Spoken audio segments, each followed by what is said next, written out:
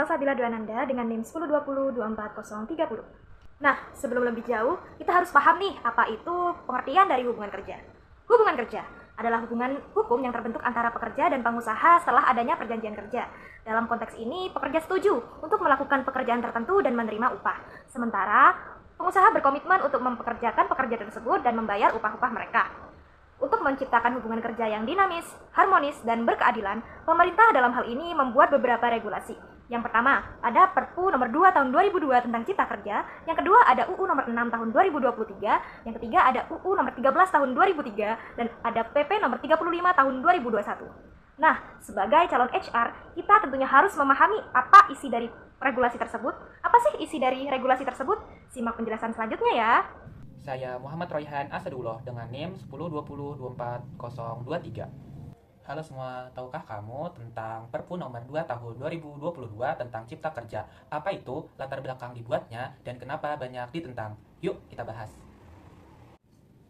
Yang pertama, apa itu Perpu nomor 2 tahun 2022 tentang Cipta Kerja? Peraturan pemerintah pengganti Undang-Undang Perppu nomor 2 tahun 2022 adalah regulasi yang dikeluarkan oleh Presiden Joko Widodo untuk menggantikan Undang-Undang tentang Cipta Kerja. Perpu ini tetap mengusung tujuan utama UU Cipta Kerja, yaitu ciptakan lapangan kerja, mendorong investasi, dan menyederhanakan regulasi di berbagai sektor seperti ketenagakerjaan, perizinan usaha, serta investasi. Yang kedua, latar belakang dibuatnya Perpu nomor 2 tahun 2022. Ada beberapa alasan utama yang melatar belakangi penerbitan Perpu ini. Yang pertama, putusan Mahkamah Konstitusi. MK menyatakan UU Cipta Kerja inkonstitusional bersyarat karena prosedur pembuatannya tidak memenuhi prinsip keterbukaan dan partisipasi publik yang memadai. Yang kedua, kondisi ekonomi global. Pemerintah berargumen bahwa ada kebutuhan mendesak untuk menciptakan kepastian hukum guna menarik investasi dan menghadapi dampak ketidakpastian global seperti ancaman resesi, inflasi, serta ketegangan geopolitik. Yang ketiga, keberlangsungan reformasi regulasi. Pemerintah ingin mempertahankan semangat deregulasi yang diusung dalam UU Cipta Kerja agar iklim investasi dan penciptaan lapangan kerja tetap berjalan. Yang ketiga, kenapa banyak yang ditentang? Banyak pihak menentangnya dengan berbagai alasan. Yang pertama, tidak ada kepentingan yang memaksa, karena tidak ada kondisi darurat atau kegentingan yang memaksa sebagaimana yang diatur dalam pasal 22 Undang-Undang Dasar 1945.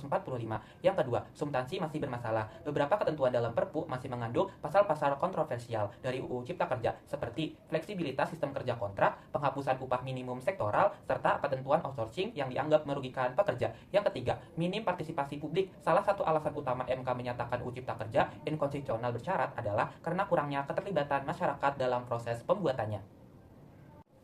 Jadi, kesimpulannya, Perpu Cipta Kerja ini dibuat untuk mempercepat aturan yang dianggap penting oleh pemerintah, tapi banyak yang menolaknya karena dianggap kurang transparan dan merugikan pekerja. Halo, topik yang akan saya bawakan mengenai regulasi baru dan regulasi lama yang ada di Ketenagakerjaan. Untuk regulasi lama yaitu ada di Undang-Undang Nomor 13 Tahun 2003 dan untuk di Undang-Undang yang baru yaitu ada di Nomor 6 Tahun 2023. Nah, di sini saya akan mengcompare bagaimana sih isi di dalam undang-undang yang baru dan juga undang-undang yang lama mengenai ketenagakerjaan. Kalian tahu nggak sih, kalau aturan tentang perjanjian kerja di Indonesia itu berubah semenjak adanya regulasi baru. Nah, sebelumnya itu kita pakai regulasi lama, yaitu Undang-Undang Nomor 13 Tahun 2003. Ada beberapa perubahan penting di sini yang akan saya bahas. Yang pertama, yaitu mengenai perjanjian kerja waktu tertentu atau bisa disebut dengan PKWT. Pada undang-undang lama, yaitu di 13/2003, PKWT itu dibatasi maksimal 3 tahun saja. Setelah itu, pekerja wajib menjadi karyawan tetap atau kontraknya habis.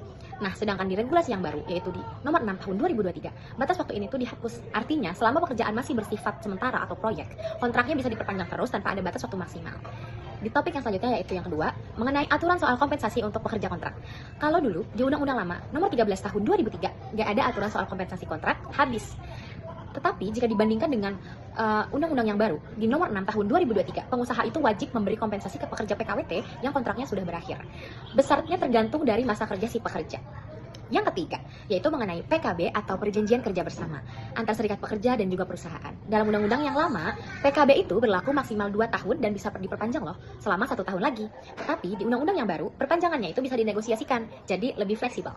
Yang keempat, mengenai hubungan kerja dengan pekerja outsourcing. Pada undang-undang yang baru, lebih menegaskan bahwa pekerja outsourcing tetap berhak mendapatkan perlindungan yang sama dengan pekerja tetap di perusahaan pengguna jasa mereka.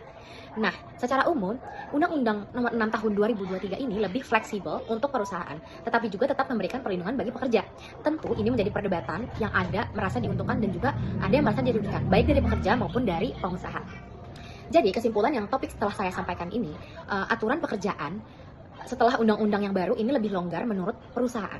Tetapi juga ada beberapa jaminan baru untuk pekerja. Yang penting, kita tuh harus selalu update mengenai hak dan kewajiban kita sebagai pekerja atau pengusaha. Jadi, menurut kalian, perubahan ini tuh sebenarnya lebih baik atau justru lebih susah untuk pengusaha dan juga maupun pekerja? Selanjutnya ada next topic. Bye-bye. Halo semuanya, di sini kami akan membahas PP nomor 35 tahun 2021. Di sini kami akan mengatur tentang PKWT, alih daya, waktu kerja dan waktu istirahat, dan yang terakhir, pemutusan hubungan kerja atau PHK. Peraturan ini merupakan turunan dari Undang-Undang Cipta Kerja yang memiliki dampak besar bagi pekerja dan pengusaha. Namun, setelah adanya Undang-Undang nomor 6 tahun 2023, ada beberapa poin yang perlu direvisi. Mengapa? Mari kita bahas bersama-sama. Yang pertama ada PKWT atau perjanjian kerja waktu tertentu. Sebelumnya batas maksimal hanya 3 tahun. Dan di PP 35 tahun 2021 maksimal diperpanjang hingga 5 tahun. Dampaknya tidak ada jaminan menjadi pekerja tetap setelah 5 tahun tersebut. Dan yang kedua ada alih daya atau outsourcing. Itu perusahaan hanya boleh mengalih dayakan pekerjaan tertentu dan pekerjaan alih daya harus mendapat perlindungan yang sama seperti pekerja tetap yang lain. Dan masalahnya itu masih ada celah eksploitasi. Dan yang ketiga itu ada waktu kerja dan waktu istirahat. Yang pertama tuh waktu kerja itu tetap 40 jam per minggu, dan yang kedua itu adanya aturan tentang kerja lembur dan hak istirahat. Dan yang terakhir ada pemutusan hubungan kerja atau PHK. Adanya aturan mengenai alasan PHK yang sah, dan yang kedua itu adanya pesangon diatur lebih jelas dibandingkan aturan sebelumnya. Nah, itu tadi gambaran PP 35 tahun 2021. Sekarang rekan saya akan menjelaskan mengapa aturan ini perlu direvisi setelah adanya Undang-Undang nomor 6 tahun 2023. Sekarang kita bahas mengapa PP 35 tahun 2021 perlu direvisi setelah hadirnya UU nomor 6 tahun 2023. Yang pertama, ketidakpastian bagi pekerja PKWT. Disebutkan dalam pasal 811, PKWT bisa diperpanjang hingga 5 tahun, tetapi setelah itu tidak ada kejelasan bagi pekerja. Revisi diperlukan agar ada skema peralihan ke pekerja tetap atau kompensasi yang lebih adil. Yang kedua, alih daya masih rentan eksploitasi. Disebutkan pasal 18-19, tidak ada batasan jelas industri mana saja yang boleh menggunakan outsourcing. Dampak perusahaan bisa menggunakan outsourcing untuk semua jenis pekerjaan, mengurangi kepastian kerja. Yang ketiga, aturan PHK perlu diperjelas. Di pasal 36-52, beberapa alasan PHK masih merugikan pekerja. Misalnya, PHK karena efisiensi tanpa harus ada kerugian dari perusahaan. Revisi diperlukan agar PHK lebih adil dan kompensasi yang lebih jelas. Oke, penutup, jadi meskipun PP 35 tahun 2021 memberikan aturan yang lebih detail tentang PKWT, alih daya, paruh kerja, dan PHK,